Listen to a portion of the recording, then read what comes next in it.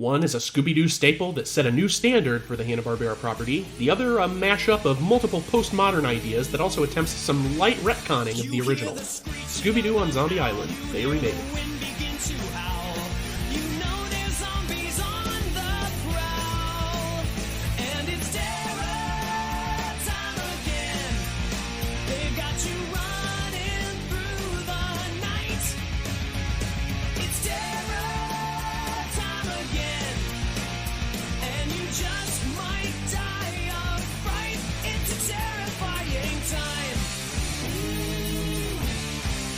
You hear the beating of your heart, you know the screaming's gonna start. Here comes the really scary part, 'cause it's terror time again. Hi, and welcome back to another episode of They Remade It. I'm your host, Stuart. And I'm your host, Jacob. And I hope you all are doing well and staying safe. I know I tend to open this up with some amount of commentary on the weather, but this time around it feels a bit more, not really the time for comedy when it comes to weather. At time of recording, this is just about just a few days after, the Hurricane Helen, I'm not sure how it was pronounced, hit the southern eastern United States. And obviously much love and care out to my home state of North Carolina, and God bless everyone who's having to deal with all of that.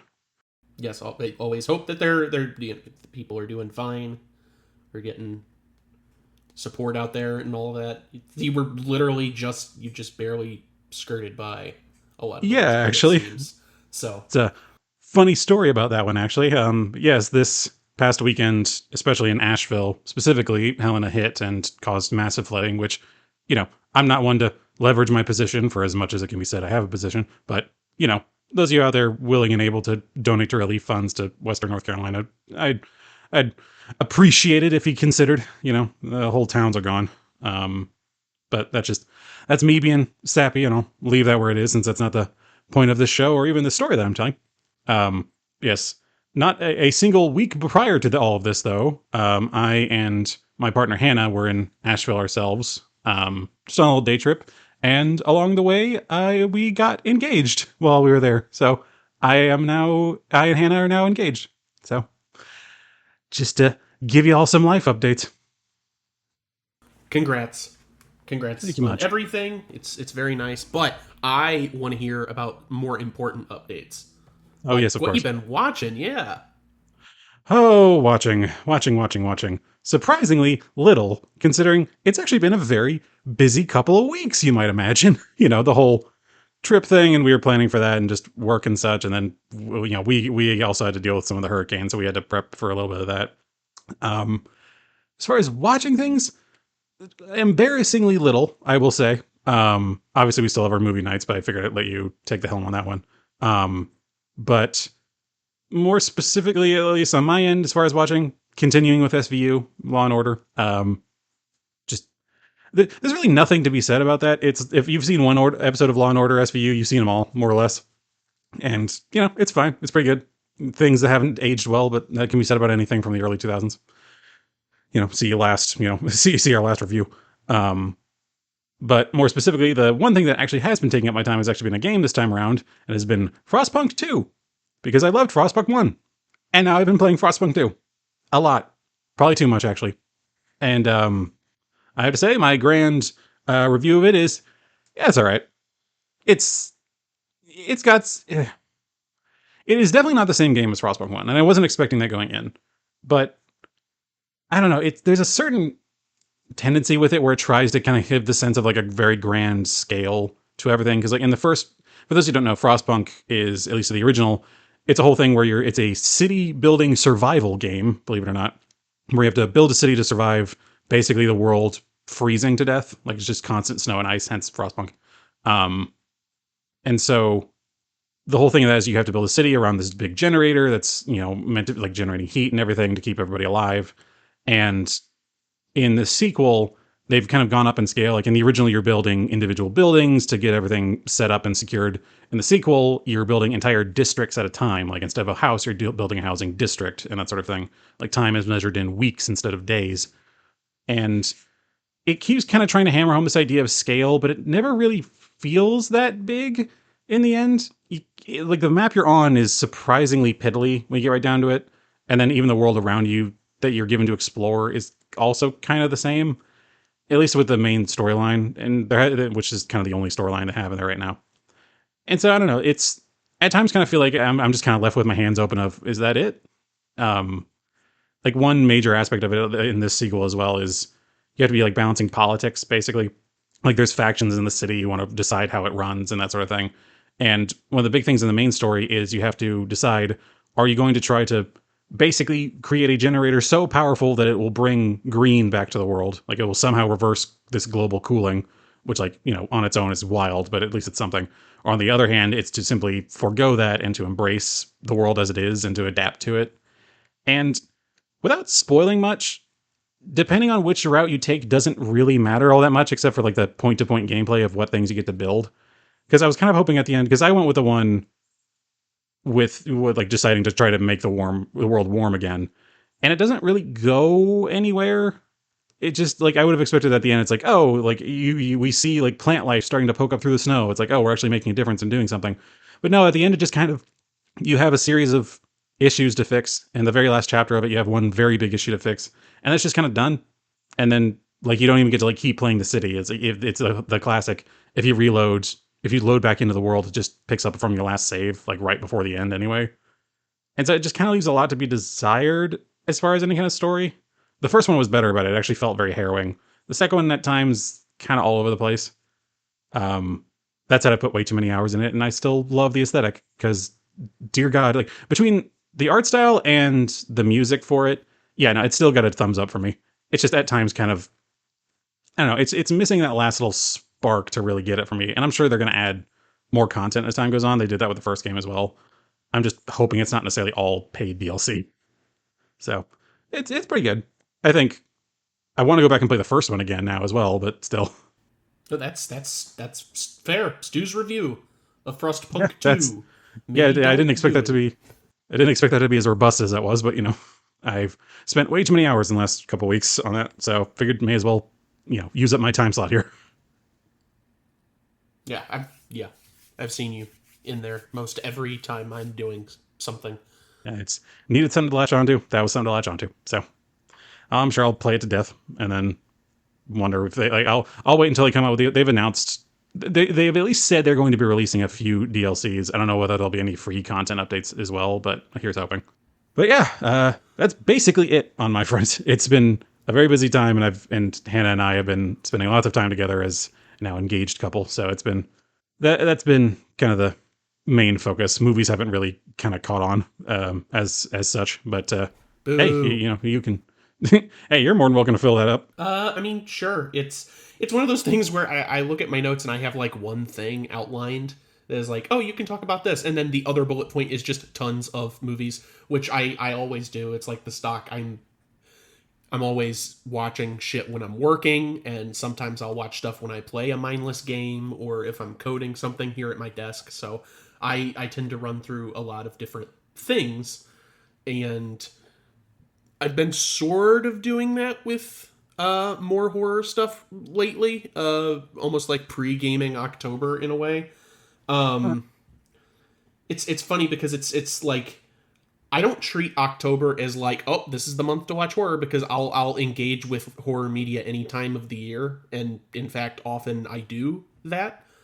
But October is the time where it's like, okay, this is the month where I only engage in horror, and then that's pretty much all I end up watching for the entire month. Or playing. I've been playing a ton of games too. They're pretty much all horror or like Halloween adjacent in some way. When you get to a theme, you do stick to it. I'll give you that. Yeah, I mean, I enjoy it. I enjoy it. What are you gonna do? But yeah, just tons of horror all over the place. I went through and redid, redid is kind of a misnomer, but I did the whole Elm Street series, and a good chunk of those were rewatches, but there were a couple in there I had never seen before, and I kind of started to do that with some of the Halloweens as well, where it's like, okay, I'm familiar with a good chunk of these, but now I'm starting to get into this like murky 90s aughts territory where I don't really know what's going on, which that sums up the early 2000s. Yeah, which has been something. And then, aside from that, just picking things here and there and everywhere, really, just random smatterings of stuff. And our movie nights are going to be kicking off soon with Halloween Spectacular. We have one scheduled for this Saturday, and actually I'm going to set up one for Sunday night as well, because Steph and I were talking, like, why not every other Sunday or every Sunday night or something like that, we just, like, watch garbage.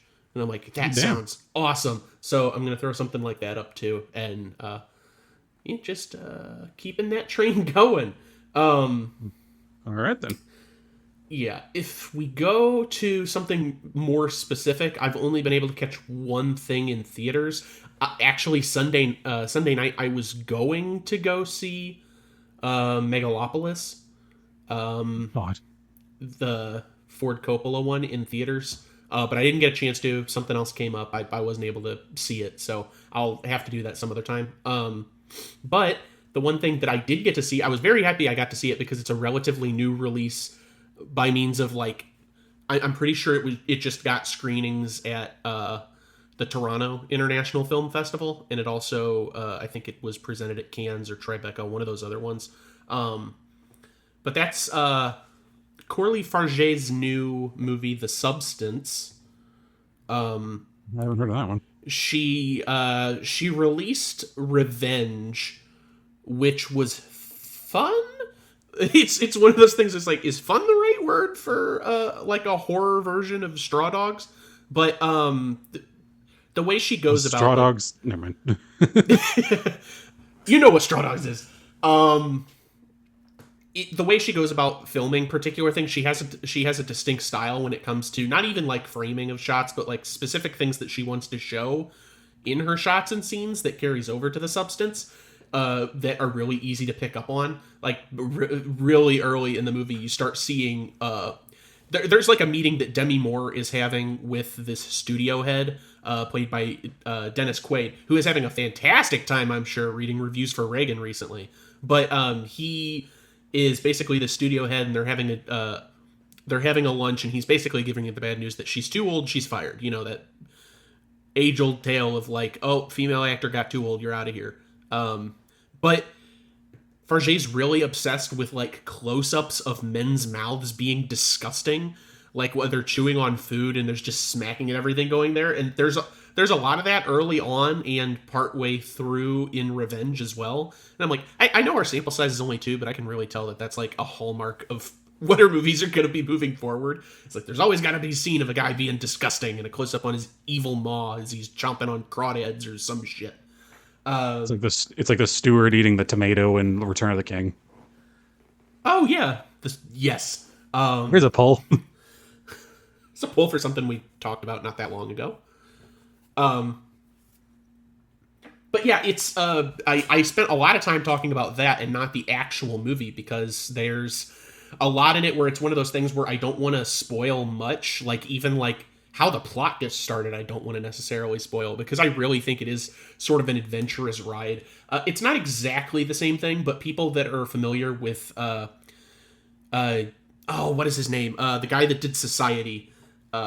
He did Society. And... The Joker. I'm sorry. The Joker, yes. The Joker made this movie. Brian Yuzna, who did Society, you know, which, The Substance gets very... goopy,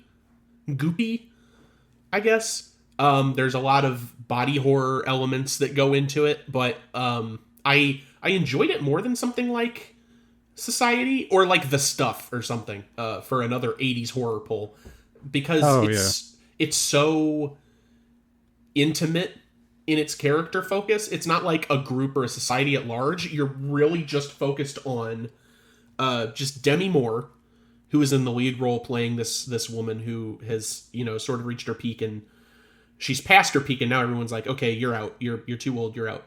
And Margaret Qualley, who is like her younger self in a clone sort of deal. There's a lot going on here that makes it a lot more complicated than just being a clone story, but it's quite a wild ride to watch. There's a lot of goopy gooey body horror stuff that really kept me engaged.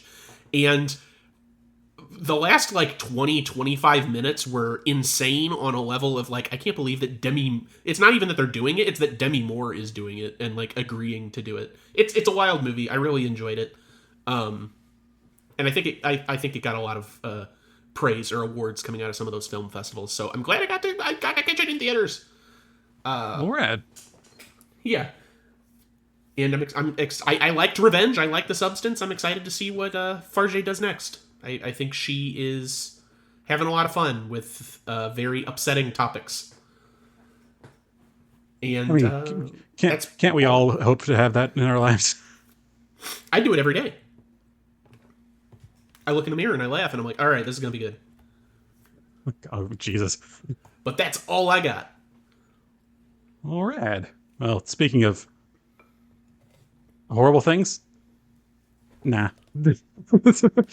I was like, there's a segue in here. There's not. Talking about horror, kind of, because it's Halloween. It's October month, spooky month. They reslayed it. I had hoped you would have left that pun behind, but you know. I try to do it every year, and I will not stop. Well, is it spooky or is it Scooby? God, I'm just get us to the synopsis.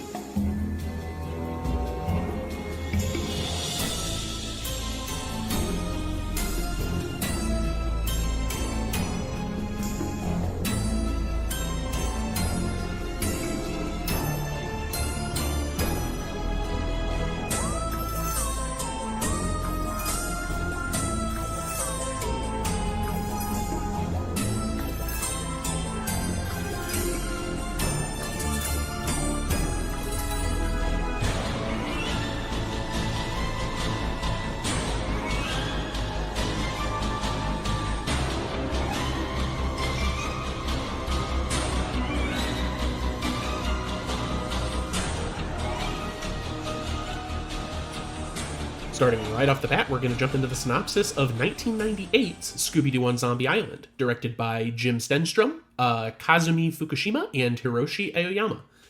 Because we got some Japanese studio. I think this is Mook Animation. We got some Japanese studios working on this, and you can tell.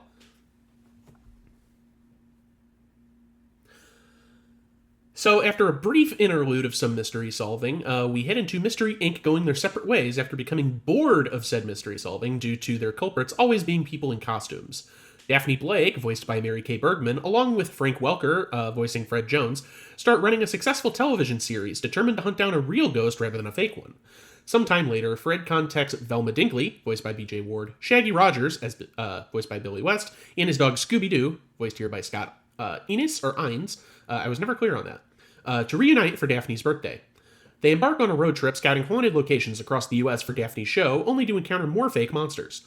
Arriving in New Orleans, Louisiana, they are invited by Lena Dupree, voiced very obviously by Tara Strong, to visit her workplace at Moonscar Island, an island allegedly haunted by the ghost of its pirate namesake Morgan Moonscar. Though they are skeptical, the gang agrees. On the island, they meet ferryman Jacques, voiced by Jim Cummings, Lena's employer, Simone Lemois, voiced by Adrienne Barbeau, who lives in a large mansion on a pepper plantation, and Simone's gardener, Beau, voiced by Cam Clark. Shaggy and Scooby encounter Moonscar's ghost, who becomes a zombie, while the gang receives several ghostly warnings to leave. Despite this, they stay overnight, still skeptical. That night, Shaggy and Scooby are chased by a horde of zombies, because of course they are. Velma suspects Beau, while Fred and Daphne capture a zombie, believing it is a human culprit until Fred pulls its head off, revealing that the zombies are in fact real. As the horde chases them, the gang gets separated, and Daphne accidentally causes Fred to drop his video camera in quicksand, losing film evidence for their show. In a nearby cave, Shaggy and Scooby discover wax voodoo dolls resembling Fred, Velma, and Daphne, and play with them, unknowingly controlling their friends until the pair disturb a nest of bats. The rest of the gang and Beau then discover a secret passageway in the house, where Lena claims the zombies drag Simone away. The passageway leads to a secret chamber for voodoo rituals, where Velma confronts Lena about her lie, having seen Simone's footprints instead of drag marks. After trapping the gang with the voodoo dolls, Simone and Lena reveal themselves and Jacques as evil werecats. Simone explains that 200 years ago, she and Lena were part of a group of settlers on the island who worshipped a cat god. When Moonscar and his crew invaded the island, they chased the settlers into the bayou where they were eaten alive by alligators, but Simone and Lena escaped. They prayed to their cat god to curse Moonscar and were transformed into immortal werecats. They killed the pirates, but later realized that invoking the cat god's power had also cursed them. Every harvest moon since, they lured and exploited victims to drain their lives and preserve their immortality, hiring Jacques along the way to facilitate their plot in exchange for making him immortal as well, with the zombies and ghosts being their previous victims who awaken every harvest moon to try and scare people away from who try to scare people away to prevent them from suffering the same fate. While being chased by Jacques, Shaggy and Scooby disrupt the Werecats' draining ceremony, allowing the gang to free themselves. The Werecats surround them, but realize too late that the harvest moon has passed, causing them to disintegrate to dust and put the zombie souls to rest. Bo reveals himself as an undercover police officer who was sent to investigate disappearances on the island. Daphne asks Bo to guest star on her show, and they all leave the island in the morning. The whole Werecat thing really does come out of left field, huh? It really does. But you know what comes even more out of left field? And now, the synopsis for 2019's Scooby Doo Return to Zombie Island, directed by Cecilia Aranovich and Ethan Spalding. The movie starts out with the gang luring a werewolf into a trap and catching a culprit known as Young Man Withers. Soon, after cleaning the mystery machine, in a very prolonged sequence, the gang captures more monsters, including the Snow Ghost, the Creeper, and the spooky Space Kook from previous television show episodes. And they all turn out to be the entire Withers family. But as the gang congratulates themselves, the mystery machine goes backwards, prompting Fred, Frank Welker, to give chase before discovering that it was just a dream. As it turns out, Fred sold the mystery machine, and they are retired from mystery solving thanks to the sheriff from the 13th Ghost incident. For folks who don't know what that is a direct-to-video movie that came out right before this called The Curse of the 13th Ghost, which was supposed to be a wrap-up to the 13 Ghosts of Scooby Doo series, which starred Vincent Price as like the narrator. Anyways, Fred decides to come out of retirement after seeing a news report, though Shaggy and Scooby, Matthew Lillard and Frank Welker respectively, begrudgingly refuse, saying that they've been constantly taken for granted in all their mysteries. The pair make Fred, Daphne, voiced by Grey Delisle, now her name is Grey Griffin, and Velma, voiced by Kat Micucci, promise to never solve another mystery. The gang decide to have a vacation and soon see a TV program featuring Elvira, voiced by her real-life counterpart, Cassandra Peterson, who announces that Shaggy Rogers is the winner of a tropical vacation, much to Fred, Daphne, and Velma's confusion, Shaggy and Scooby's delight. On the way to the island via ferry, Fred, Daphne, and Velma try to keep their promise as Shaggy and Scooby relax. After arriving, two greeters frightfully tell the gang to get out, but get humorously ignored by the gang as they go in a van to the resort, with the two greeters saying tourists in an annoyed tone. That's a very liberal humorous, I will say. On the way, a clawed figure slashes a palm tree, causing it to block the road, forcing the gang to go to the resort by foot while the van driver stays to repair his van. Arriving at Moonstar Island Resort, they are reminded of Moonscar Island, where they solved a mystery involving the zombies and cat creatures. Remember that synopsis? Inside the resort, they meet the hotel manager, Alan, voiced by John Michael Higgins, and the hotel staff, composed of Mona, Linda, Jack, and Bugbite Stubbs, who resemble the people the gang previously encountered on Moonscar. While enjoying the accommodations, a few zombies surprise Scooby and Shaggy, who make a run for it and hide in a cabinet, which ultimately leads to a cavern complete with cat statues and monuments. Soon, Shaggy and Scooby return to the hotel and barricade the door as a group of zombies approach the hotel. Shaggy and Scooby give their okay to the others to solve mysteries again, and the gang set a trap for the zombies. But the clawed figure, a black werecat, knocks over a candelabra, setting fire to a curtain, which then causes the sprinkler system to douse the fire and melt the zombies' faces to reveal that they were actually the hotel staff in disguise. The gang discover that they are actually on Moonscar Island, which is doubling as a filming location. Alan confesses to the gang that he's a film director known as Alan Smithy, funny joke, who wanted to make a scary movie after looking into Velma's Unsolved Mysteries blog. He also revealed that he sponsored the vacation for Shaggy to win, but states that he had no knowledge of the Black Werecat. Despite everything that happened, the gang offered to help Alan finish the movie. This is where the second plot starts. As filming continues, the gang meets Seaver, a stunt double for Fred voiced by Travis Willingham, who has a monster truck version of the Mystery Machine. As the sun goes down, Velma heads into the forest wearing night vision goggles, but runs away when she sees a cluster of cat's eyes. Ooh. After Velma tells the others to make a run for their lives, they see a harmless-looking beige kitten come out of the bushes, startling Scooby. Just as Shaggy assures Scooby that there's nothing to worry about, the kitten, fully grown in an instant, turns feral and roars like a tiger, scaring Shaggy as more cats attack. After the movie crew, excluding Alan and Seaver, hide, three werecats appear. As the gang and Seaver run for the ferry, Alan crazily burns it down. Fred, acting on impulse, rescues the mystery machine that is also a monster truck, from being burned with the ferry. Fred tells the others to get in, but one of the cat creatures tries to grab Smithy's medallion, which is Simone's pendant from the original movie. The king saves Alan and the pendant, and the cats and cat creatures pursue them back to the resort. After a wild chase, the gang hides in the cabinet. After a wild chase, the gang hide in the cabinet Scooby and Shaggy hid in earlier, leading them to the cavern where the werecats tried to drain the gang's life force. They notice that there are a lot of holes in the cave, which gives Velma an idea. The three cat creatures enter the cavern, find the medallion, and place it on the pedestal in the light of the harvest moon. The light is reflected to a specific spot with the ground where the cat creatures dig until they find a chest that appears to be filled with gold coins, though its contents turn out to be Scooby snacks covered in gold foil. The plot's really getting ahead of itself right now. The cats are attacked by the gang disguised to resemble zombies, causing them to become scared and hide in one of the cave's holes. The gang unmask the creatures, revealing them to be the greeters and the fairy captain.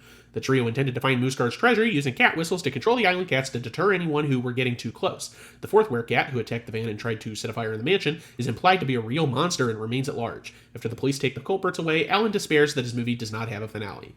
Soon, the cats, now docile, enter the cave and dig a spot in the ground with Scooby's help, revealing another treasure chest.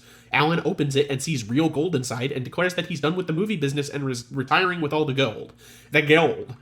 The gang declare that they'll continue solving mysteries, though the sheriff arrives somehow and berates the gang for solving mysteries again. He eventually relents because everyone is crying, allowing Mystery Inc. to return.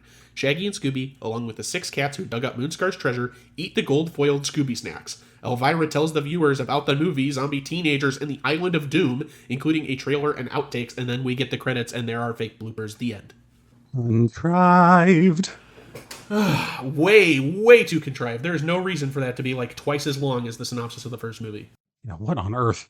But we'll get to that. Oh, we will, but not until we do Full Circle, my friend.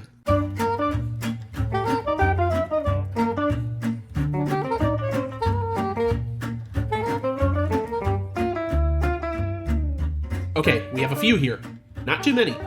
They are almost all for the original movie. So let's just get into it, I guess. Adrienne Barbeau, who is the voice of Simone in Scooby Doo on Zombie Island, we have seen before as the character Maggie in Escape from New York, 1981, and she was also the voice of the Central Computer in 1995's Judge Dredd.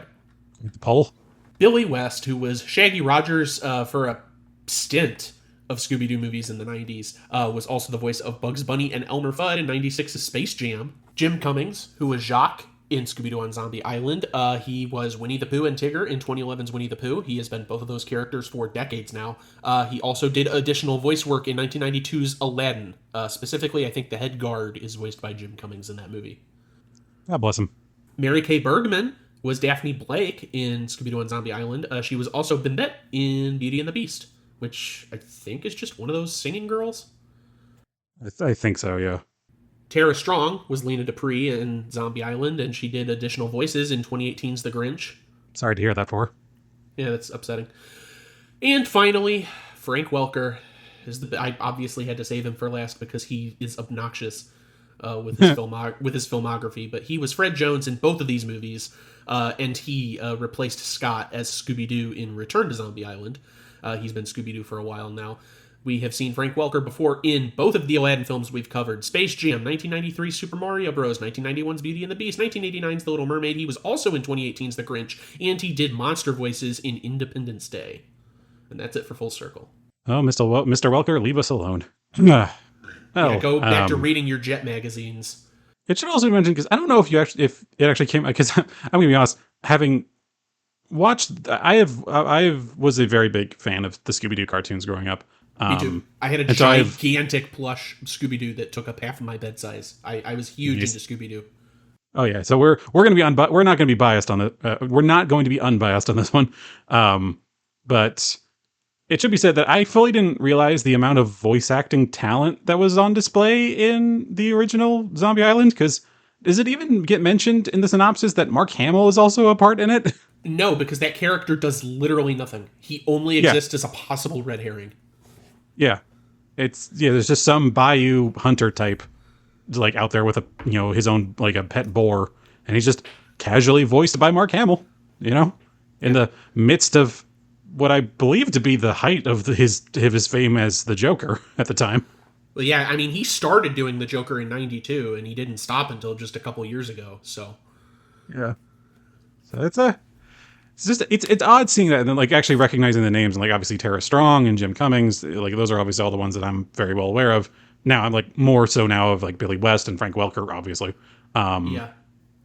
And then it was also really funny because I saw the cast list for The Return, and of course saw Matthew Lillard as Shaggy, and my immediate first thought was, oh cool, they brought the original Shaggy back, and I was like, no, that's not the original Shaggy. He's just Shaggy now because of the live action films. Like, yeah, he was Shaggy. He was the original Shaggy in the bad movie, in the bad Scooby-Doo movie. So, and now it seems like he's just Shaggy in a lot of other times as well. So it's just, I don't know. That was just very surprising whenever I realized that. I was like, oh yeah, he's still doing that. I'm kind of surprised. I figured he wouldn't necessarily be the biggest fan of that role. Well, it's fun that the new Scooby Doo cast. There's a lot that can be said about what they do in the new Scooby Doo stuff, but like this is their definitive Scooby cast as of right now. It's like every single television cartoon, with the exception of that Velma thing that Mindy Kaling did. With the exception of Less that, said, the better. every Scooby Doo cartoon and direct-to-video movie and whatever, they always have Frank Welker, Grey Delisle. I keep saying Grey Delisle because she was Grey Delisle for forever, but her name is Grey Griffin now. Kate Micucci has been Velma since 2015 or 2014, and Matthew Lillard has been voicing Shaggy for a very long time now. So this 2019 cast is like the new guard of Scooby-Doo voice actors, with the exception of Frank Welker, who has literally been voicing Fred since 1968 when the show premiered. Yeah, like, how the fuck does he do that? He sounds exactly the same. Because he is the most prolific voice actor that exists right now. Like, when I said go back to reading your Jet magazine, I wasn't kidding. There are voice actors that are like, yeah, he'll just be in the recording booth flipping through magazines like, oh, what private plane am I going to buy next? And then when it's his turn, he'll put the magazine down, go to the mic, flawlessly deliver his line, and then sit back down and go back to reading. Like, he's been doing this for years because he knows what he's doing. The man is legendary. I mean, like, I will say, because I'm going to be saying some things about the return, obviously. I will say, though, I actually do quite like the current cast that they have going on. Matthew Lillard bad. especially. Matthew Lillard especially has really kind of come into the role, it seems like. I'm kind of mixed on how they've decided to form Velma's character now, which I will say, this is a bit of a tangent here, but prior to watching this one, because I didn't know the Return to Zombie Island was even a thing until you had told me about it. And I just, I Googled it just to kind of find find a place to rent it. And one of the first results that came up was, so it was a Reddit thread where someone, like, on the Scooby Doo subreddit, opened it up with like, how do we feel about this one, guys? And then the person went on to describe the portrayal of Velma and at times also Fred as character assassination. I was like, what the fuck? Like, so I can see what they're getting at with Velma, but not Fred. I mean, Fred has been... This isn't how Fred used to be, but ever since the mid-2000s, he's obsessed with his car, and he's obsessed with traps. That has been his character since, like, 2006. So, yeah. Just, and, like, honestly, they're worse characters. Yeah. But I will say, I'm not sure how to feel about Velma's version of it, because they've been doing some interesting things with her, because I know there's that one not too long ago where it was basically made canon that she's either bisexual or lesbian, which is like, all right, fair. That's been a fandom consideration for a very long time. And the fact that they're leaning into it a bit, it's like, all right, that's fine. But I'm more so along the lines of how goofy she is now by comparison to her usual stuff. Like, there's being a nerd, and then there's whatever she's been doing, where it's approaching the point of being obnoxious. Well, yeah, she's having full-on mental breakdowns, and she's not a likable character. I don't know how she stacks up in all these other Scooby-Doo movies where they're like hanging out with wrestlers and whatever the fuck, but she's like very annoying in this movie. It's like I cannot tolerate Velma as a character a lot of the time. Especially at the very least, also compared to her version in the original, which was actually quite nice. It was like she seemed like a more well-rounded character, but still distinct from like obviously she was not nearly as off the wall as she is in the new one, but she still very much came off as like, the nerdy type, and it was fine. I don't really know why the lead has been like, I don't know why the direction for her has gone so skewed over time. It's just, yeah. And I'm trying to put it into words because like they've really moved in the more cartoony direction for all of the characters, sans Daphne.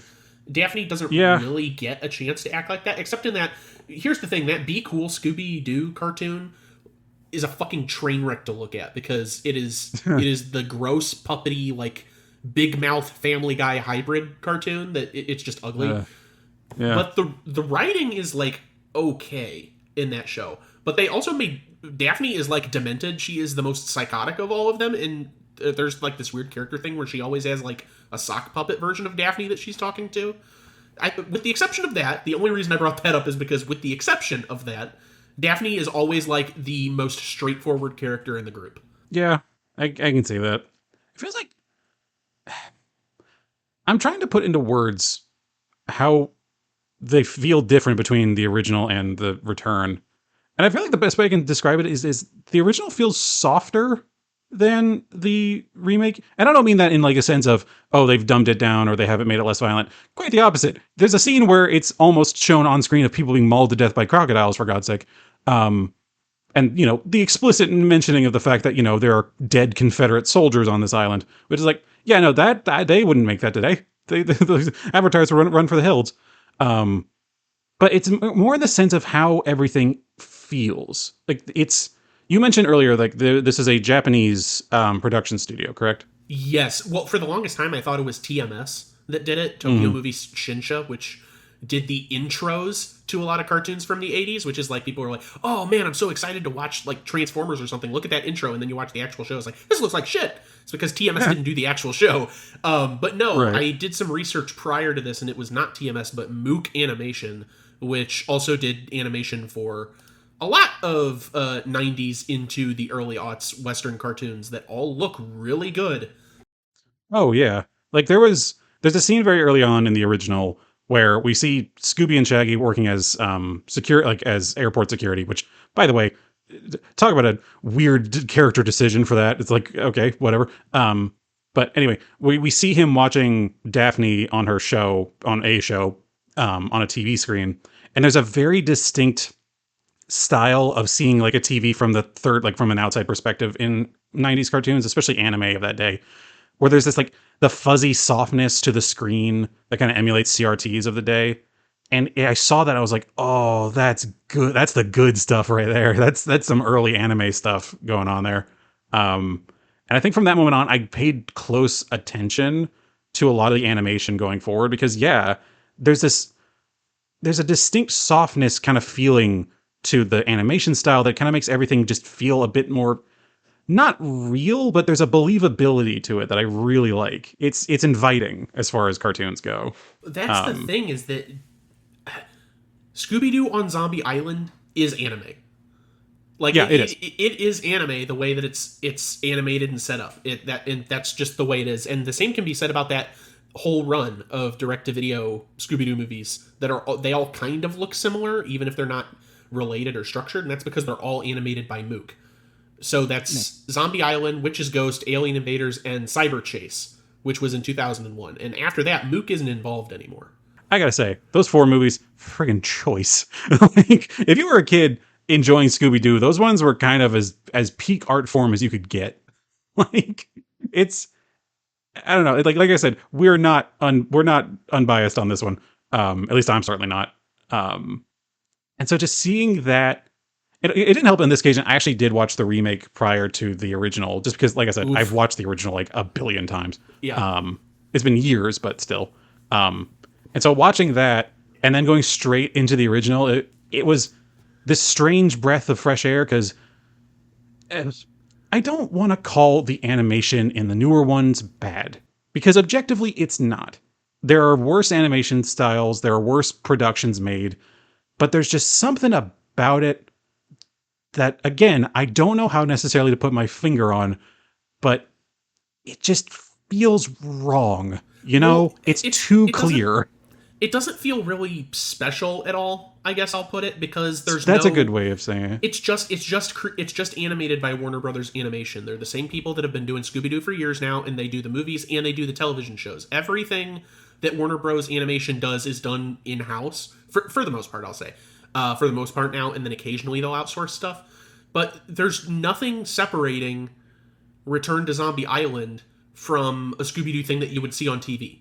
Like a Mystery Inc. Yeah. The only thing separating this from like a Mystery Inc. or something is the is like the palette, the color choices. But aside from that, and then adding shadows to people, there's nothing that says that this is a movie and not 2 episodes of a show stitched together. What's weird, though, is that even earlier than this, like in the kind of later 2000s to the mid 2010s, there were still these movies coming, like these kind of straight to video movies coming out. Like there's the one that they were on, I guess, cruise ship or something. They get attacked by pirates and whatnot. Is that in the What's New Scooby Doo days? It might be a bit later. Pirates Ahoy, maybe. Something like that. I got out very early at the Loch Ness Monster one. I don't think I saw anything after that. Well, it would be in the same era as the Loch Ness Monster one. So like that's also a good one to compare to. It's like even that one, it seemed to have more heart involved in it than Return to Zombie Island. And again, I couldn't even tell you what to put my finger on it. But I do think I get what you mean. There is a distinct difference in the palette, because even in the Loch Ness Monster one, it kind of felt a bit more muted than you would have expected for a cartoon. It's not, by any means, beige by comparison, but still, there actually seemed to be kind of a quality eye towards the, color composition. It feels like my eyes are on assault at times whenever in Return to Zombie Island. Yeah, it's full on digital at this point, which, I mean, it was digital by the time that we were hitting like Cyber Chase and all that. I think it was mostly digital, but it's so clean and clear and crisp, and you can just see everything from the lines down that I don't know, it really is kind of hard to look at, even though the designs haven't changed that much. The one thing I will say about the design, something that I think is actively a bad design, they're poorly designed in Return to Zombie Island, are the zombies and the cat people. Because there is no intimidation period. And here's the thing, I understand the zombies to a degree, because as opposed to the original where they're inferred or implied to be real zombies, even at the end of this movie, these are people in costumes. So I kind of get it, but like, why do they have pupils? Why do they got pupils?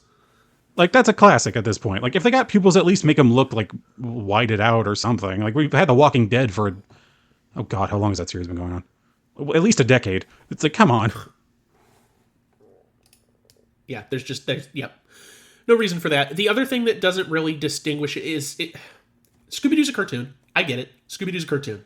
Scooby-Doo on Zombie Island is kind of like, that's what I said in the intro, is kind of like, this is the new standard that we're setting for Scooby-Doo, because prior to Scooby-Doo on Zombie Island, regardless of what you got, whether it was a movie in theaters or it was a television show or it was like a book or something, it was always invoking that feeling of the television program as it evolved.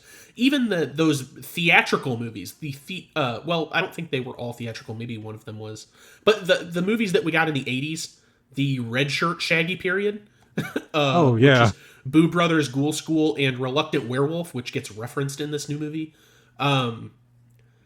Even though it's the very cartoony, like, boink, wow, wow, the whole Hanna-Barbera sound library, everything. We move into the late 90s. It's not gritty, but things are a bit more serious with the lighthearted Scooby tone. That matches the anime animation style that they're going for, and the way things move. It feels very reserved. There's moments where you can just breathe and sort of exist in the moment before the chase starts. And then in Return to Zombie Island, like I said, it's like we're back to the television show stuff. Not just with the art style, but they got the whole library going. Everything is making a noise like it's fucking Rocko's Modern Life. As opposed to anything being actually menacing or scary or trying to invoke that feeling. When the cat monsters come out in this version, they do a chase scene across the manor with a goofy 60s pop song playing like in the original show. That's not an inherently bad thing, but they're two very different flavors of Scooby-Doo. And I'll have more on this in a little bit, but I think Return to Zombie Island generally works as anything that is not tied to Zombie Island. Had this been anything else, I think it would have been perfectly fine. Yeah. The idea of them trying to kind of, I can't even call it recapture the magic, because it didn't really seem like there was any genuine effort on display to that end. But the idea of trying to follow up on that with this is just kind of weird. And I did also find it kind of odd, like, well, to specify on the whole, 60s pop style chase sequence, that's obviously been a staple to Scooby-Doo pretty much since its inception. But to that end, it's actually tended to update with time. Even in the original, at one point they do have another chase sequence to music, but it's a bit more kind of 90s kind of new metal to it more than anything else. That's the thing. Yeah, there's an edge to it. They're doing the Sky Cycle song Terror Time again, which I'm definitely going to throw into this at some point. But it's not goofy at all. It's like adding to the, not necessarily fear, but it's adding to the sort of adrenaline of the scene. Right. And to that end, I think they could have gotten away with doing I don't think they hit the mark with the 90s pop song one in the new one, not simply for the fact of, it didn't emulate like the original did, where it actually has a sense of menace. They could have followed along with their tone, but I feel like they should have kept up with the trend of being a bit more modern with it. Like, Imagine that with a bit more of an indie kind of sound than trying to just recapture, just reusing 60s style stuff from the original. Like, they're very clearly not doing the style from the original. Like, using the pop song stuff as the main hook in that moment kind of just misses the mark. They should have, because even in What's New Scooby Doo, hell, they have, what is it? Who's the group that does Bowling for, not, well, what the fuck am I about to say? I do not remember. Whoever the band is that does the What's New Scooby Doo song, like it's at the time at least famous. I believe you. I believe you, but that's not a poll that I can make. You know what? Hang on. I'm going to look this up real quick. Oh yeah, it was Simple Plan. It's like, yeah, that's a pretty major name for the day. And so I feel like if they had continued with the trend and actually worked with the resources and the time frame they've got, because Scooby-Doo as a concept has been pretty timeless. Like, they've been able to kind of roll with whatever time frame they've been set in pretty much since the beginning. It's never really had the need to feel dated because it just kind of rolls with it. This one, though, feels like it's trying to feel dated, which is almost worse. I think. I don't know. It feels like they could have very easily done a modernized, take on it, like every single Scooby-Doo has done before it, more or less, and it would have been fine. But it just never really seems like they knew what to do.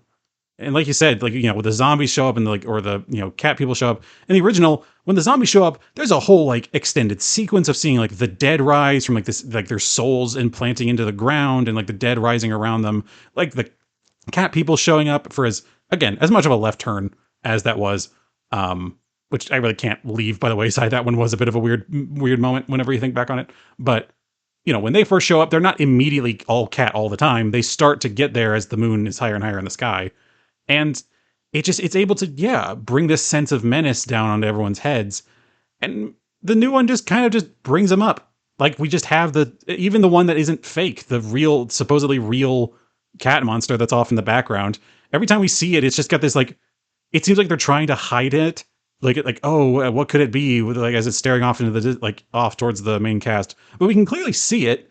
Just because you give a little bit of shadow on it doesn't mean the rest of its body isn't completely on display. There's no menace or mystery here. It's the cat monster. Like, I know who that is. Like, like, you haven't done anything to earn this. You're not doing anything on screen. It's like, I don't know why they felt this would have been the one to follow up with absolutely no effort. Like, there are so many random bits and pieces they could have followed up on from some of the original series that would have been fine. But no, let's try to make a lightning strike twice with something that actually has atmosphere on display. And again, to go back to what I was saying, with the connection to Zombie Island, and they don't entirely retcon it, because even at the end it's like, well, maybe the original stuff did happen and Velma's just in denial. Whatever. They're not like trying to overwrite everything, but there is like weird retconning that doesn't really make sense. It almost just like they had no idea what the original movie was about when they were writing the script, and they were like, well, we'll just leave that in or else the plot will fall apart. But with the if this wasn't connected to Zombie Island at all and it was its own thing, it would be just as palatable as any of the other hundreds, that's a bit extreme, tens of Scooby-Doo movies that get released on direct-to-DVD video every decade. But especially like as a postmodern idea, because there are interesting ideas here that I wouldn't mind watching for like a regular Scooby-Doo movie, or even, as to not be that extreme, a regular Scooby-Doo episode. Like, for example, the gang tries not to solve a mystery because they made a promise. They try to go against instinct and are fighting it at every turn. It reminds me of that Pinky and the Brain episode, Brain's Night Out, where the whole thing is like him going around the city trying not to take over the world or talk about taking over the world.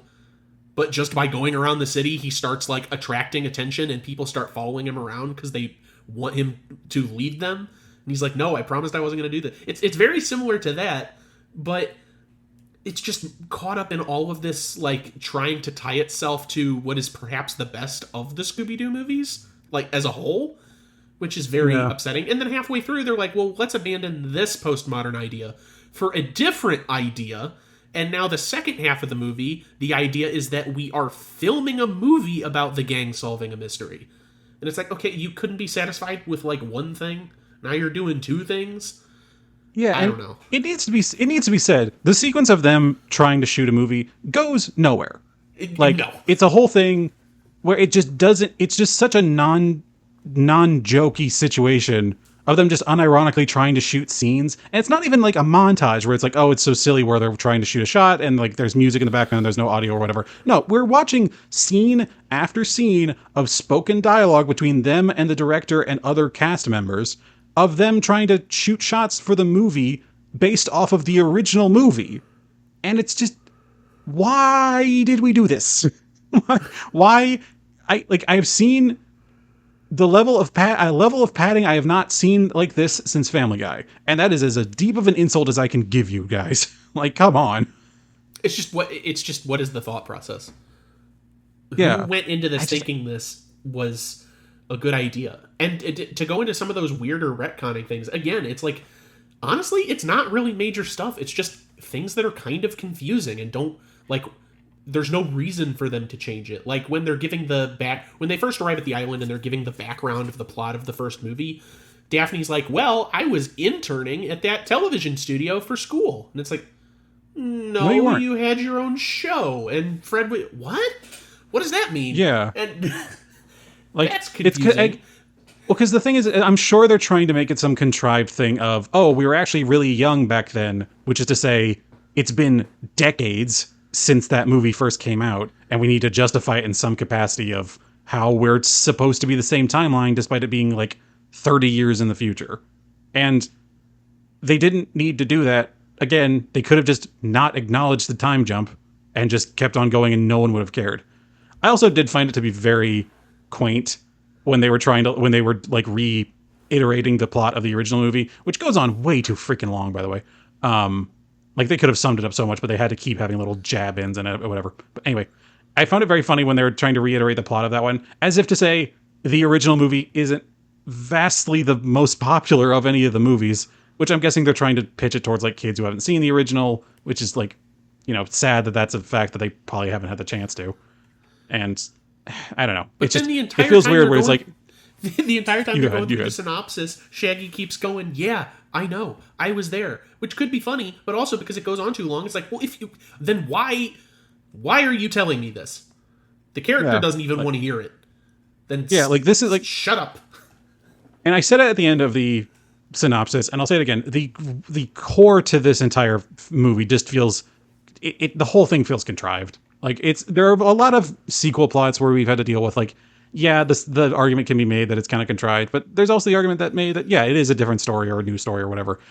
And like, it has a reason to exist. This feels contrived. This feels like everything in this particular universe, in this particular film, exists to ensure that this film happens. Like, it's nothing like, it doesn't feel like any kind of plot actually comes together. It just feels like, here are the things that need to happen so that this movie can exist.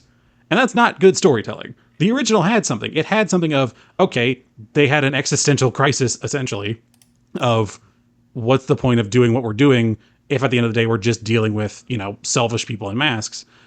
And so they actually had a call to action to find something that was real and to actually go into something that was an actual threat.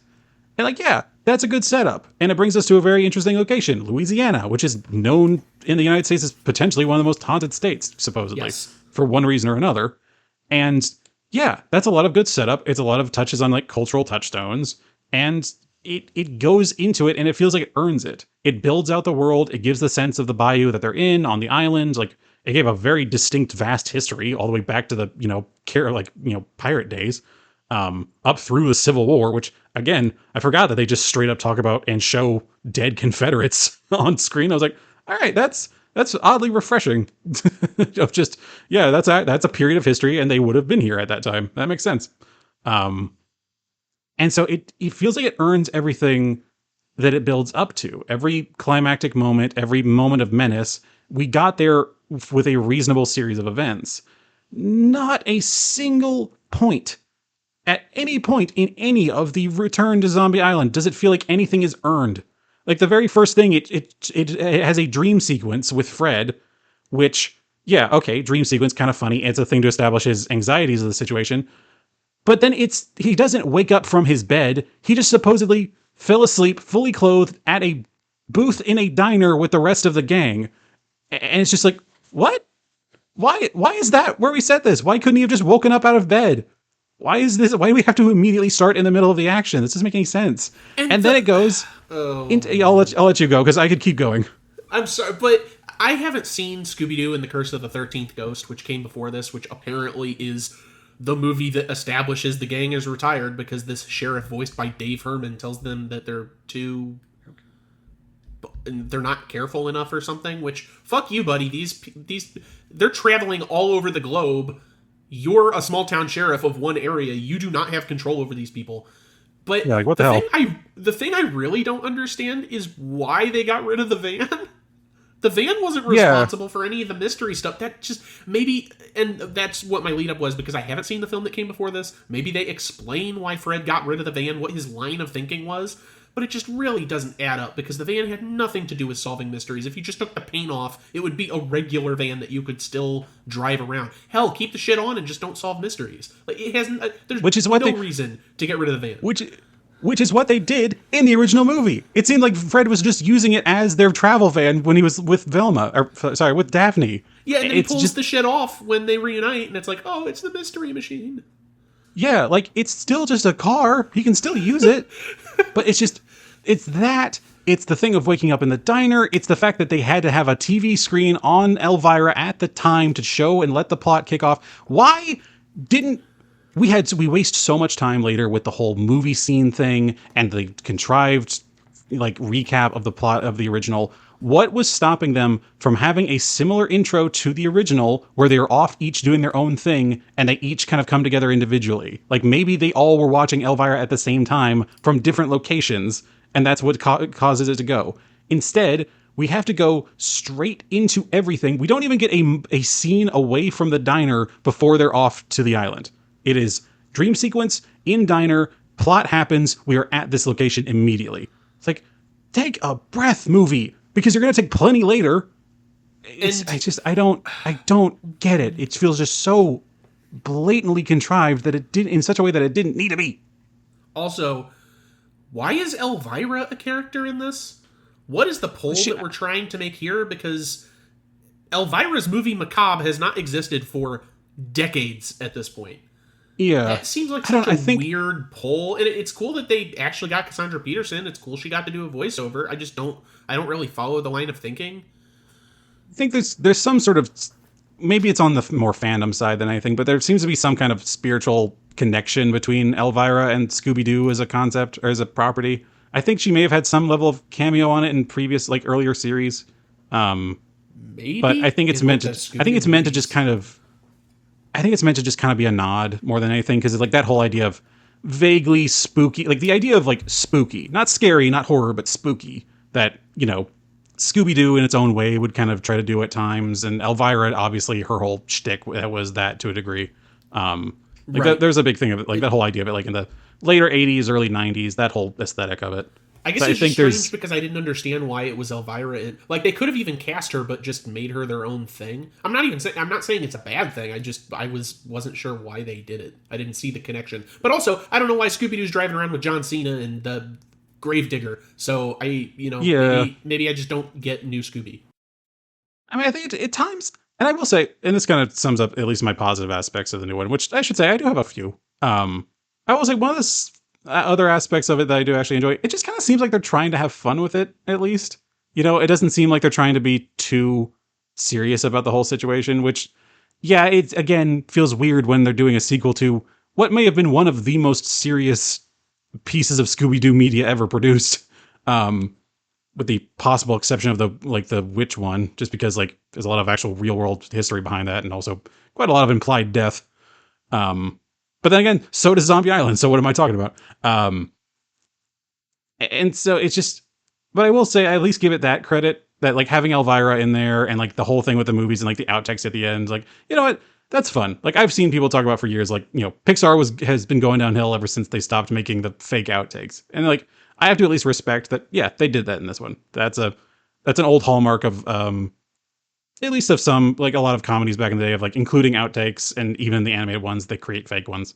That's a fun little nod that they didn't have to do, but they did. And yeah, I can at least respect that. Again, I think that I was already talking about the postmodern ideas thing. I think there's a lot of interesting things going on here. and things that could be elaborated on in other ways that would make this just about at the same level as these other Scooby Doo properties. It's just there was no reason to drag the Zombie Island stuff into it and just change things again for no reason. Like I know I already talked about the Daphne thing, but also just they contrived the mystery itself just to build up their own, like, things that don't matter and they shouldn't matter. Like the fact that it's like, oh, see the pages that were ripped out of the guest book, it's because we were here previously and we signed it. It's like, okay, well, there wasn't a guest book. That doesn't matter. There wasn't a guest book when you first got there in the first movie because it wasn't a resort. It was a plantation. And you didn't know that people visited the island before you because it was a secret. They weren't signing a guest book. Like, just confusing things that just don't matter. They could have had other bits of evidence. There is an entire scene in the original where they're able to pry off part of the wall to reveal that the building has the old ship name, like the boards that contain the ship name of the pirate captain's ship is implanted into the building itself as like part of the framing. Why they could have just had a moment where they get knocked into a wall and they discover it all over again, and that makes them realize, oh, this doesn't just look like the same place. It is the same place. It's like, that would have been fine, but they had to do this this contrived bullshit. It's so unnecessary. It's just nonsense. And you know what? Instead of the secret passage that we took last time to reach Simone, instead of that, there's like a ventilation shaft under a cupboard that leads to it. Yeah. What? Again, also, okay, odd decisions that don't really... They didn't have to make those decisions. It's not like they were, oh, well, we got to fit it into this new framework. No, just right around it. Like, why? Yeah, they could have taken advantage of like the fact of, hey, maybe they reveal at the end of like, okay, we now have to survive against these other zombies or these cat monsters. Like, wait a minute, we know how this house is laid out from the first time we were here. We can use that to our advantage, and they can go find all the secret entrances and all these different things, and that could have worked. But they didn't. They just created new bullshit. Which, by the way, because on the subject of the secret cavern and everything, I need to talk about the climax of the film and the thing that the cat monster people were trying to do. And that, for some reason, the medallion that was worn by Lena in the original, it's never really given much credence until the end when they reveal, oh, they're literally worshipping a cat god. It's like, fine, little slight like foreshadowing with it, but nothing major. It takes the role in this one as a sort of Indiana Jones Ark of the Raiders of the Lost Ark style MacGuffin to reveal where the buried pirate treasure is, which is for some reason marked by location by the cat god's medallion at the cat god's altar, which has been here since before the pirates got here. Yeah, how'd Moonscar do this? How did Moonscar do this? First of all, he also apparently the money is buried in that altar room, which I'm going to assume it was meant to be like maybe the original people who live there, like Lena and the other lady who lives there, whose name I've now forgotten. Simone, thank you. I think maybe it's meant to imply like they found the treasure themselves and hid it there and used that as like a way of marking where it was. But again, that just feels so friggin' weird. And again, contrived. It's like, what are we doing here, y'all? Like, what is the point? Again, and the thing that really frustrates me too, because Scooby-Doo always does this and it's fine, like they come up with all these weird, like, and it was a hologram, so that they can solve the mystery. But here, they make it so contrived and confusing and then act all smug when they solved it. It's like, no, it still doesn't make any sense. Like, the light coming through and bouncing off of the medallion shows the hole where the treasure is. Okay, that's... Oh, yeah. How does it do that? Did he see that it did that? And he's like, oh, well, that's where I'll bury it. Or did he have a hand in... Like, I don't understand. I don't get it. Also, it doesn't... We've ignored also the fact that the light didn't point to where the treasure was. It pointed to where the fake treasure was. That's somehow, true. So that wasn't even the real thing. So somehow the gang knew that that's what was going on with the medallion. The medallion that shouldn't have worked because the moon wasn't in the right position yet. They knew somehow that that's what was going to happen, and that that's what the cat people were looking for, and that they decided to bury the fake treasure chest in the spot where the light hit. And instead of finding any actual treasure, they presumably just found dirt and just left the fake treasure chest in there for them to find. And then the real treasure chest was just off to the side somewhere that the cats found. So what the fuck is going on? And also, oh, the cats led them to the real treasure. Why? They even make an offhand comment of like the cats were guarding it for Moonscar, or they knew how to lead people to it because of Moonscar. Why? They weren't his cats, especially if you're implying that the cat people were real and possibly still are at one point. Just nonsense. Just it doesn't make sense. And we're comparing that to a movie that has like real life monsters and ghouls. But when you try to be pseudo smart about something, it is way more apparent that you have no idea what you're talking about. Like, when they had the moment where they reveal, like, the zombies were fake, and, like, there were a few moments where they brought up the fact of, like, oh, all these people have such perfect lines and everything, and, like, you know, are extremely physically attractive and everything. The idea of her being able to suss out that these are clearly actors is like, all right, cool. That's a fair enough observation to make. Like, that's fine. And, like, oh, this is prosthetic makeup and everything. It's, like, it's cheaper to do this than to try to do the whole thing with the cat people. Which, by the way, he makes that comment. It's like, oh, it's too expensive to make costumes for the cat people. So where did the random greeters and the boat guy get their costume? Just saying. Yeah. They also, had fully realistic... launch a car over the plantation as well. Yeah. So that's apparently not too expensive. Yeah, anyway, no, he could just do that. But, like, I liked that moment where it's like they were able to suss out that this was a film set because, you know, like, of all these different factors, minus the guest book thing. Because, again, contrived as all fuck. But I like those other details because... Yeah, all right. That's an interesting little pull there, and like again, like one of those postmodern things of they're so good at being able to detect stuff like this. Yeah, they can tell when to smell a rat, and in this case, they were right. And then it then proceeds to make the most wacky bullshit to justify everything else after the movie, you know, subplot. And it's just like, why did we go through the effort of making a half decent explanation halfway through the film? And then proceeding to give one that is nowhere near believable. Like, they had a cat whistle. What the fuck is a cat whistle? That's not a thing. Only cats can hear. I can't. Which is why Scooby wasn't affected. Man. I don't know. I don't think I've ever seen something with a plot as contrived as this. And like, I've seen ones that have just been deliberately, like, truly just bad films. But this one, it seems like they're trying so dang hard, and it's just bad as a result. It's like, why do they have to do all of this stuff? And for God's sake, why they do it with this plot line? Why did they have to do it with this, like, follow-up? I don't get it. The cherry on top of the shit sundae of just things that are beyond confusing. And again, maybe it would work in something that wasn't Zombie Island adjacent, but... This fucking Dave Herman voiced sheriff, man. What is he doing? Again, he should not have jurisdiction over these kids who travel the globe and go to, like, Shanghai and Scotland and whatever and solving mysteries. He should have no control over them. He travels to Louisiana and climbs down a random hole to find them. Like, he's like a lunatic. He's a menace. This guy. You know what I realize? He's the Greek chorus, it feels like. He's the guy who comes up to, like, introduce and then resolve the plot more than anything else. Like, yeah. It's like, here before us see our adventurers, and at the end it's like, here do we see the end of our adventurer's tale. It's like, fucking, like, they could have cut his shit entirely and it would have done nothing, honestly. Yeah. They could have given him a different reason to retire, because the Scooby Gang has retired multiple times in multiple properties over the years, because it is an easy thread to pull on to get them back into the heat of it. Like, they don't need this sheriff that's like, I'm worried about you guys, because it's not like a classic character. Oh, we love the sheriff. It's our favorite, the sheriff. Woo!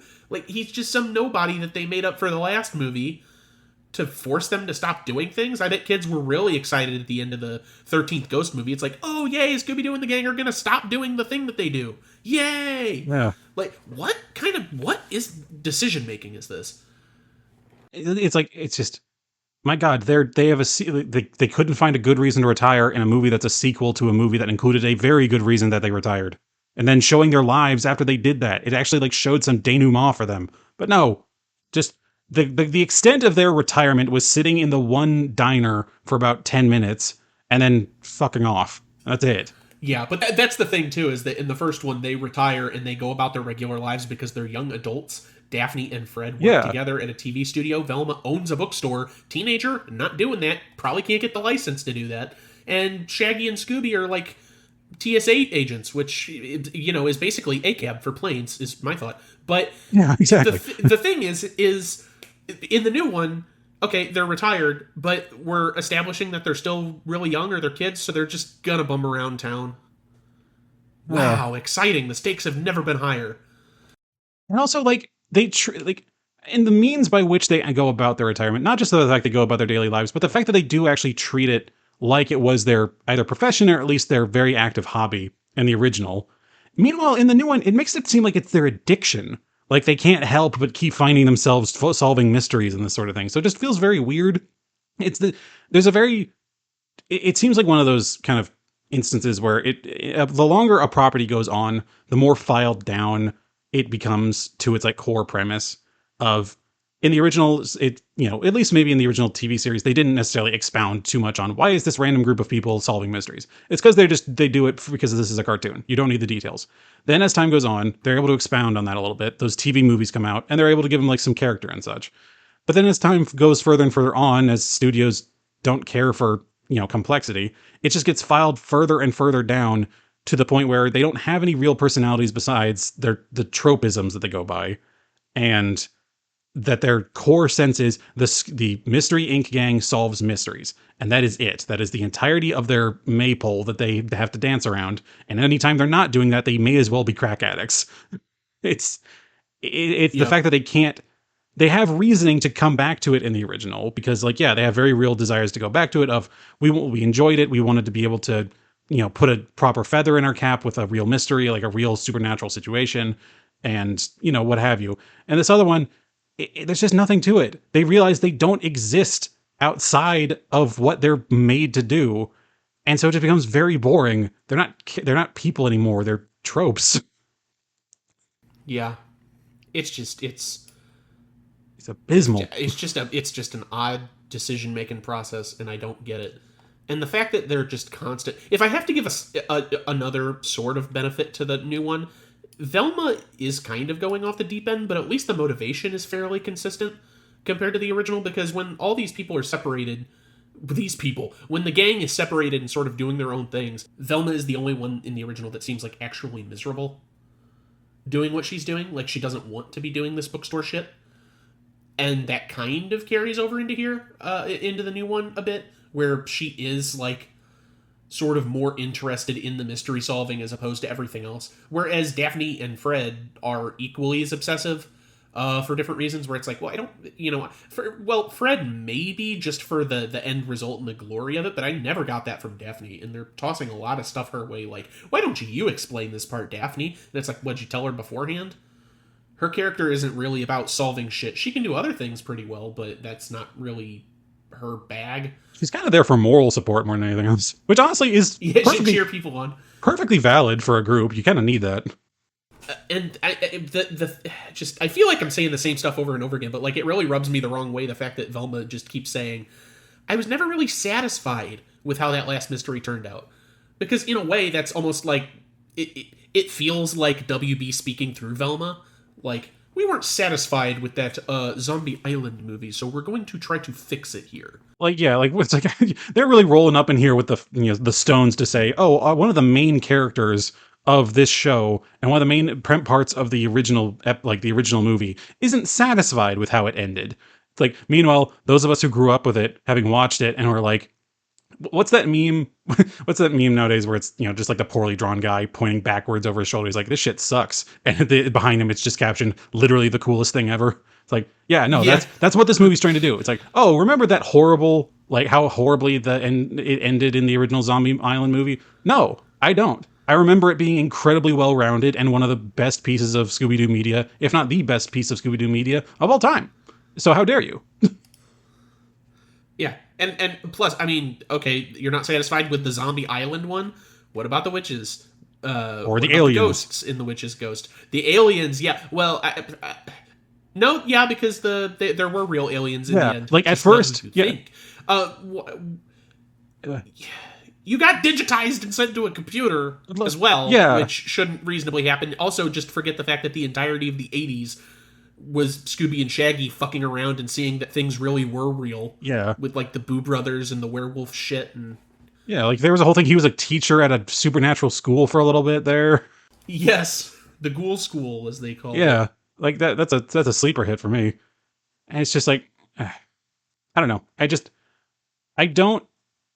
This feels like kind of the Rick and Morty thing nowadays, where they're trying to like take the fantastical and kind of be like tongue in cheek about of like, oh, it's actually not all that interesting, or like, oh, it's actually very, you know, when you get right, like once you get used to the fantastical it becomes mundane, or that sort of thing. It's like, why is that the route we're taking in Scooby Goddamn Doo? Like, yeah, every time in the typical episodes, it comes out, yes, it's a person in a mask, such is the way. But in the instance where you decide to pick up after a movie that objectively did have supernatural elements to it, are you deciding that that actually wasn't the case, or like trying to talk about how like, oh, like that's not believable, or like how could anyone have gone into that sort of thing, or whatever? It's like, oh, it's an unsolved mystery and that sort of stuff. It's like, man, what? Like, why do you hate fun? Like, why do y'all hate fun nowadays? Like, why can't we just enjoy the moment of it? I think our thoughts are at least very clear. Oh here. yeah, like I mean, come on, like I love the original. It's such a fun and like you said, like there's like so many moments of like genuine menace and everything. It's difficult for a cartoon to actually bring up the idea of like, oh, there's actual threats and danger, and yet here they are just doing the dang thing like it's nothing. And here's the thing: I'm glad it still holds up. I have not revisited I have not revisited Witches, Ghost, or Alien Invaders, but I revisited Cyber Chase not too long ago. Honestly, not that great. Really, it's really not. Yeah, I can see that. So I'm glad that Zombie Island is still as good as I remember it being. It's great. It's like my personal favorite was still gonna be the one with the aliens, just because like I'm sci-fi nut. But yeah, I recognize that this one is still the objectively better movie between the two. And my heart belongs to the Hex Girls. That is the Witch's Ghost. Yes. But it's, I don't know. It just seems like such a strange move to try and do a follow-up to that of all properties. I mean, I get it. Like, I know they try to want to make, capture lightning in the bottle again with that one.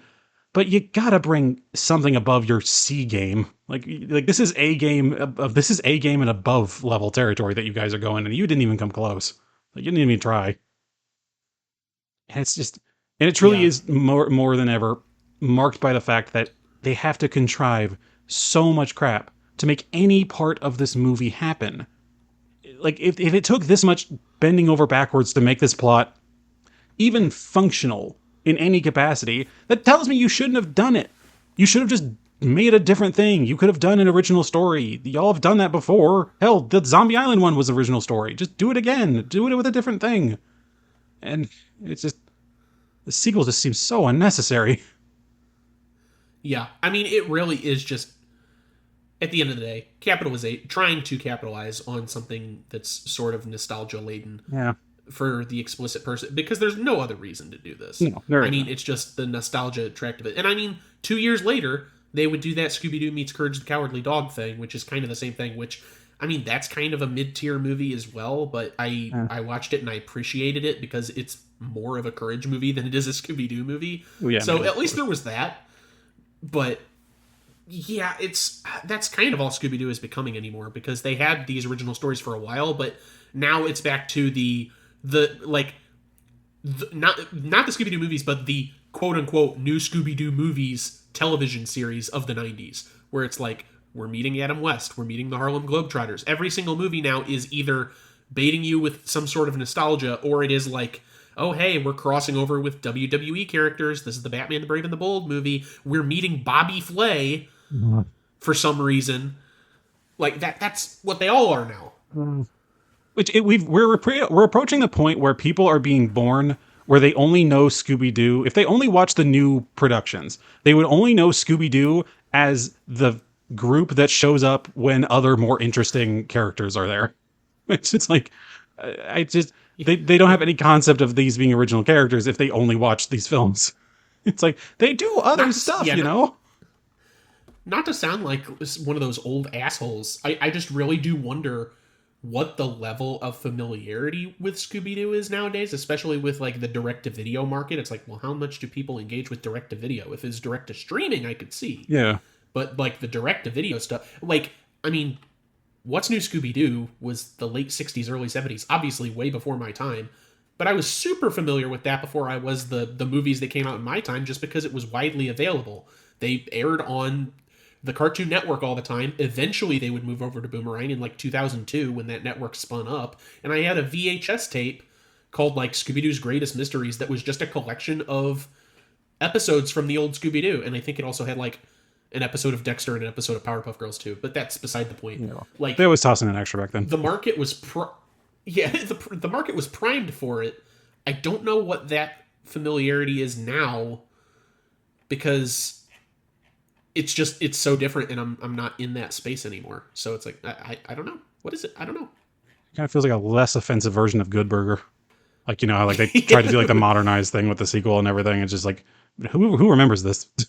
Yeah. I would say that Scooby-Doo probably has a lot more relevance than Good Burger too. Oh, fully. So, God bless for it. But, you know. Yeah, it's like comparing Mickey Mouse to Herman and Catnip. Jesus. Anyways, yeah, I think we went way longer on this than I thought we would, honestly. I mean, yeah. So, Again, it's one of those cases where we end up more just lamenting the state of things than anything else. Right. But good conversations nonetheless. And now, Hey. a question for you. Okay. As we are one to do. Question for you, as we are one to do. You are filming the next Scooby-Doo. Well done. Who does he cross over with? Oh. What is the next Scooby-Doo crossover? Hannibal Lecter. Let's just go balls to the wall. Ooh. I want okay, to. I want. He's not the villain, so they're using him. Yes. Okay. Like, it's. I want it to be the Mads Mikkelsen live action Hannibal Lecter, like from the Hannibal TV show, where it's like all like these strange, like esoteric visuals and everything going on, but it's with the. Like, it's not live action. It's still an animated version like they normally do, like with these crossovers. It's just still has these really fucked up like serial killings and everything. It's just in the Scooby-Doo animated style. And Hannibal Lecter is there like manipulating them as they're trying to find the killers of the day, who Hannibal is also assisting behind the scenes. Because like that's basically the entirety of Hannibal Lecter, both the property and that specific show. Yeah, I would honestly watch the hell out of it. I mean, for God's sake, I'm glad that at one point they had a crossover. Scooby and Shaggy can have fun. At one point they had a crossover with the guy who was the author to I Have No Mouth and I Must Scream, and that's a borderline along the same lines. Harlan Ellison? I'm pretty sure, yeah. I think he actually did show up. Who had a crossover with Harlan Ellison? Scooby-Doo. Hannibal or Scooby-Doo? Scooby-Doo, sorry. Like I gotta look that's bizarre. Like he shows up like as like a cameo in an episode or something. In Mystery Incorporated, the television show. Yeah. Okay. Yeah, he shows up as like an actual like as himself in this, which is like, huh? It's like I haven't seen anything from it, but if he doesn't just repeat the word hate multiple times in a row, it's a fully wasted cameo, honestly. Well, yeah, I'll rent your Scooby-Doo movie. Rad. Well, now I'll pay $3.99 to watch it once. Nice. But no, obviously the question has to go back to you. Well, who would you cross him over with? Oh, Henry Kissinger. God, I didn't know how you were gonna one up me, but goddamn, you did. Scooby-Doo and the gang is gonna help Henry Kissinger. Careful with what you say. How about this? Henry Kissinger tells the Mystery Incorporated gang that Chile is being run by a ghost, so they have to overthrow the Chilean government. What the fuck? For a second, you said Chile, and I fully thought you meant like Chili's, the restaurant chain. It's like, what the fuck are you talking about? And knowing Scooby and Shaggy, that's what they would think as well, honestly. Oh, it's Chile. You had Chile. Got it. I was very confused for a second. It's like, what the flying fuck? I mean, my friend has said some wild things in the past, but this is getting up there. Scooby-Doo and Kissinger's conspiracy. Yeah, just to steal a line from Justice League. Not conspiracies, conspiracy, singular. One, yeah. Jesus Christ. Oh. All right, we got a handful of really great movies on our hand that we could probably throw them together. Yeah. It'll be in the dollar bin at Walmart. Honestly, I feel like we should pay people $1 to see it. I'm not going to do that. It's capitalism, baby! God. Oh, my but, vitriol has drained me. Get us to the socials. Yeah, let me do socials. So go ahead and follow us at any of your favorite podcasting platforms. We're on Apple Podcasts, Spreaker, Podbay, Podomatic, Stitcher, iHeartRadio, YouTube, but we are hosted Spotify for podcasters. So yeah, go ahead and subscribe to us on all those platforms and leave us likes, comments, reviews. Speaking of those comments and reviews, send us an email, theyremadeit@gmail.com, for suggestions on future episodes. We always like to hear about those. Or you can just, recent episode. Was it good? Was it bad? What'd you like about it? What'd you not like about it? Do you not like us? That's fine. Just say hi. We like it when people say hi. That's stealing from somebody else. Or for social media, you can follow us at It Remade on X/Twitter, or theyremadeit.bluesky.social on Blue Sky for updates on when new podcast episodes are going live, potential episodes that we might do in the future, full circle diagrams that I put together regarding people that we've covered on the show more than once, and just posters and promo art for things that we've been watching, playing, reading, just overall engaging with. And that is it for socials. Not Diggity Dog. It was very funny. As you were starting to read that, my Discord call kind of like got glitched out for a bit, and so I thought I lost you. But then I came back, and it rubber banded, so it just basically played back your voice really, really fast for a bit there. I was like, "Whoa, he's getting good at this." Yeah, I've been practicing every morning. That's my vocal exercise. It's like that one, whatever that one guy was back in the '90s who could talk really fast. He did all like the Campbell's commercials and everything. Oh, like the what is his name? Like the Micro Machines guy, John Machida Jr. Yeah, that guy. Nice pull.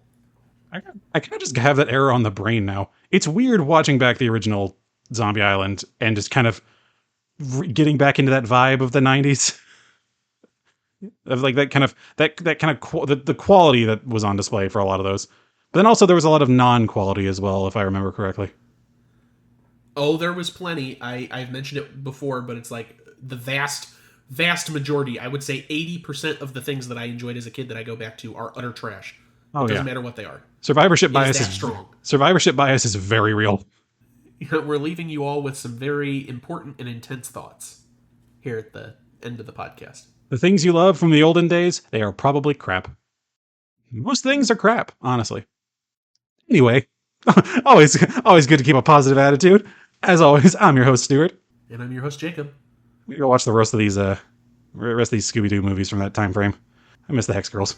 Oh, that'd be nice. Boo, everybody. Another scary night, another spooky fright, and we just might be in danger. Oh, the ghost is here, and it's always a fake. The ghost is here, there's no reason to shake. The ghost is here, oh, give us a break. It's fake.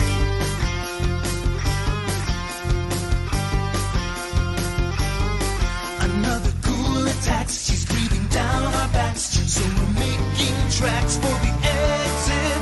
Oh, the ghost is here, it's a crook in a suit. The ghost is here, he's pretending to loot. The ghost is here, I'll give him the boot. He's fake. It doesn't matter where we go, we know a ghost is gonna show, and so we look for the bogus, look for the scam. Well, according to this book, the Maelstrom was the name of Morgan Moonscar's pirate ship. I am not surprised. Parts of this house are quite old. Pieces of the pirate ship could have been used in the construction. Morgan Moonscar was rumored to have buried treasure on the island, though it was never found. Treasure? Aha! I knew it! It's some guy disguised as a pirate ghost trying to scare everyone off the island.